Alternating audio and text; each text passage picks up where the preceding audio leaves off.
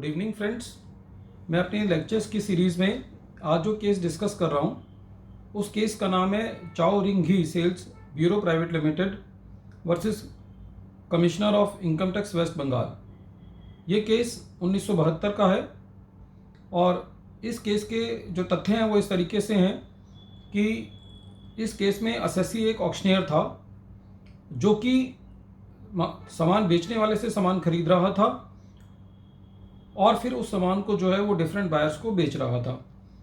तो जब ऑक्शनियर ने अपना ये सामान बेचा तो सामान को खरीदने वाले से कुछ सेल टैक्स कलेक्ट किया और उसको अपने पास बैलेंस शीट में रखता रहा सेल टैक्स कलेक्टेड अकाउंट के नाम से। ऑक्शनियर ने ना तो ये सेल टैक्स जो है वो गवर्नमेंट के खाते में जमा कराया, ना ही सेलर को जिससे ऑक्शनियर ने सामान खरीदा था उसको दिया और ना ही बायर को रिफंड कर रहा था। तो जब असेसिंग ऑफिसर साहब ने इस बात को देखा तो उन्होंने इस सेल टैक्स कलेक्टेड अमाउंट को असेसी की इनकम में जोड़ दिया। ये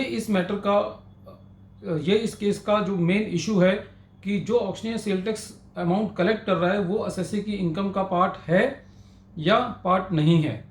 ये मैटर CIT अपील साहब के पास गया। उस टाइम असिस्टेंट कमिश्नर अपील होता था, उन्होंने असेसी के फेवर में फैसला दिया।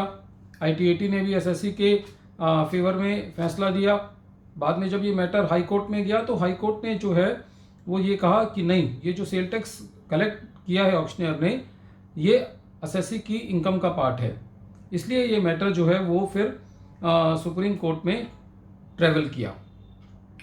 इस केस में जो असेसिंग ऑफिसर ने अपना पक्ष रखते हुए कहा कि जो असेसी है, जो ऑक्शनियर है, उसको सेल टैक्स कलेक्ट करने का अधिकार नहीं है, फिर भी वो जो है वो बाहर से सेल टैक्स कलेक्ट कर रहा है और अपने पास रख रहा है, ना तो उसको गवर्नमेंट के अकाउंट में जमा कर रहा है और जो सेलर है उसको भी खाली सेल कंसिडरेशन मिल रही है। जो ये सेल टैक्स कलेक्ट किया है उसने बायर से, जो कि एक्चुअल में या तो ये सेलर को दे देना चाहिए था और फिर सेलर जो है वो गवर्नमेंट को जमा करता, लेकिन ऑक्शनियर ऐसा नहीं कर रहा है। तो इसीलिए असेसिंग ऑफिसर साहब ने उस सेल टैक्स कलेक्टेड अमाउंट को असेसी की इनकम में ऐड कर दिया और असेसिंग ऑफिसर साहब ने कहा कि ये जो असेसी है उसके कमीशन के अलावा ये जो उसने गलत तरीके से सेल टैक्स को कलेक्ट किया है ये असेसी की इनकम का पार्ट बनना चाहिए।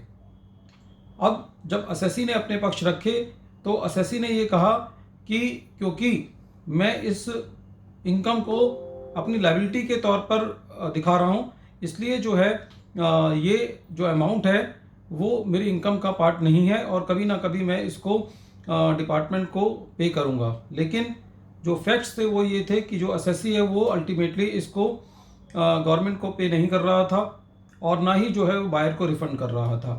तो सुप्रीम कोर्ट ने ये फैसला दिया कि जो असेसी है वो ऐसा नहीं कर सकता और केस के फैक्ट्स के बिहाफ पे ये डिसीजन दिया कि असेसी की जो कमीशन इनकम है, ऑक्शनियर की जो कमीशन इनकम है वो और जो सेल टैक्स कलेक्ट हुआ है वो भी एक ट्रेडिंग रिसीट है और असेसी की इनकम का पार्ट बनना चाहिए। तो फ्रेंड्स, इस केस के डिसीजन से एक बात ये सामने निकलती है कि किसी कोई आइटम टैक्सेबल है या नहीं, ये इस बात पे निर्भर नहीं करता कि असेसी उसका अपनी बुक्स में क्या ट्रीटमेंट कर रहा है।